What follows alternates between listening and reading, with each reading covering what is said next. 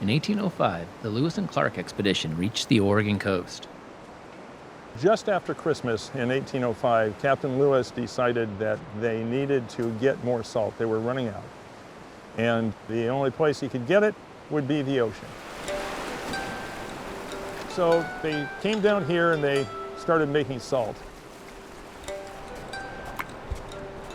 Every year, members of the Pacific Northwest Living Historians get together at Seaside to reenact the original making of salt by the Lewis and Clark expedition's Corps of Discovery. Well, most people would figure, which I did, was, well, you get seawater and you boil it down and then you get salt from it, right? And that is what we're doing. But it turns out that there are more processes that you need to go through in order to really get what you want.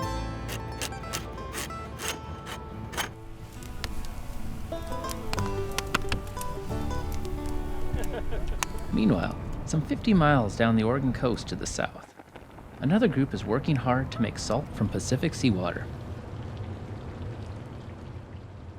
The team at Jacobsen Salt Company are moving the process into the future. And both groups are using their ingenuity to take water out of the ocean and convert it into pure, clean, edible salt. The quality of salt starts at the source. The estuary of Netarts Bay is an ideal environment for salt making. As the tide rises, it sweeps over beds of oysters, some of nature's original water filters. Every morning, Jason, the operations manager, takes his morning coffee to check on the intake pipe. This right here is our intake. This is where all the salt comes. This is where the process begins. And we'll wait till it's slack tide where everything is sort of settled down, and then we'll pump for a few hours. But this is where it all starts. At the peak of the tide, the water is pumped into holding tanks. Then it is processed through reverse osmosis. Reverse osmosis is a water filtration process commonly used to separate salt from water, also known as desalination. But in this case, they reconfigure the flow, separating out the fresh water as the byproduct, to leave even saltier water. Lewis and Clark would freak out if they could see this. If they could time travel, their minds would be blown. And it's pretty cool that we're doing it in Oregon like they did. Captain Lewis noted in his journal that the men dispatched to the salt camp returned with excellent, fine, strong, and white salt, but without detailed historic records of how the original Corps of Discovery made salt. For the reenactors, it's trial and error. Uh-oh. First times we tried this, we had gray salt. I mean, it was gray and green, because the copper kettles that we have leach the copper. That was one of the things that we learned in the last couple of years, that cleaning the kettles is always a good thing. We're still perfecting our methods. We've gotten it a lot better. It's not as green as it used to be. Also, we started straining it through a cloth, but I felt like an idiot because when I was a kid and we milked the cows, we would strain the milk through a cloth. It's like, well, why didn't I think of that? We're aiming to get it as beautiful and pure white as the Jacobsen Company does with their methods, but we haven't got there yet. Back at Jacobsen's, Tim, the lead salt maker, checks the salinity as the water boils off. When the brine is good and strong, he moves it to the next step, heated tables. This is our evaporator room. This is where the magic happens. So right now, this is about ready to be harvested. What's going on here? There's a slow thermal current that's active right now, and this helps our salt flakes form. The ocean water that had started at about 3% salinity is now somewhere around 28%, the point when salt crystals begin to form. Small crystals will start forming together to create a large pyramidal-like structure. It is forming upside down at the surface. And just when the surface tension can't hold it, it starts essentially snowing into the pan. A lot of it's all eyes. What are you looking at? What are you seeing? Is it time to harvest? Oh, it looks like it's time to harvest. Okay, I'm gonna harvest, you know.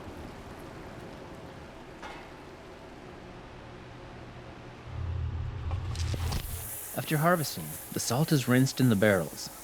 This removes the traces of brine, as well as helps clean away calcium and magnesium.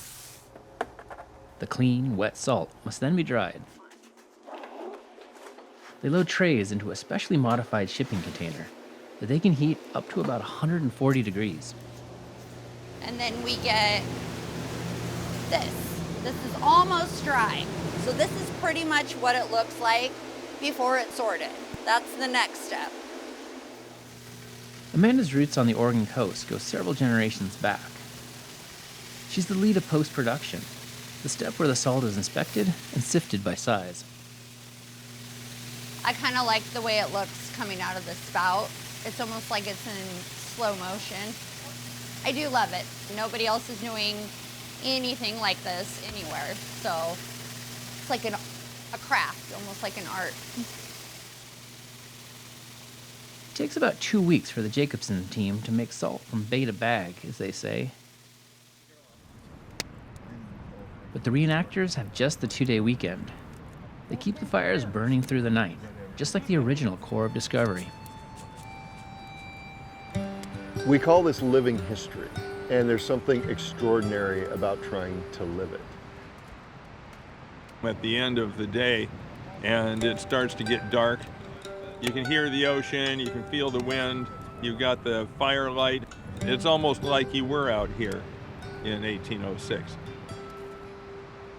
I can find what must have been the feeling that the men of the original core of Discovery had about each other, about their crew.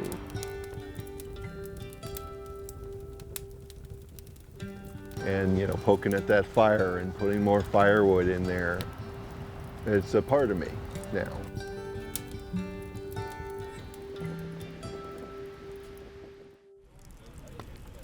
It's now the final day for the reenactors. Mark checks on the salt. It looks like it's about time to harvest the contents of their kettle, which has become a slurry, kind of like a porridge. It's getting hot. The slurry is drained in a canvas filter. Then the remaining seawater is wrung out, producing at last the results of the weekend's work. Old-fashioned sea salt, or at least as old-fashioned as the reenactors can make it. The batch is laid on a board and spread out to dry in the sun. The end result is not exactly the pure flakes of the modern coastal salt makers. The techniques have become more refined, but the process is still as elemental as the salt itself. When I look back at like even Lewis and Clark to what it's come to now, it's still a primal process. We're still using flame to heat up water.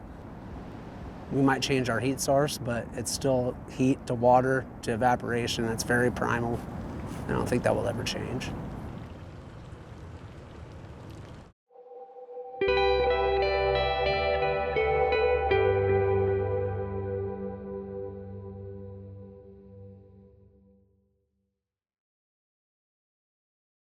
Great people just doing their thing in their own Northwesty way. We love bringing you stories like this. Support what you love. OPB.org/video.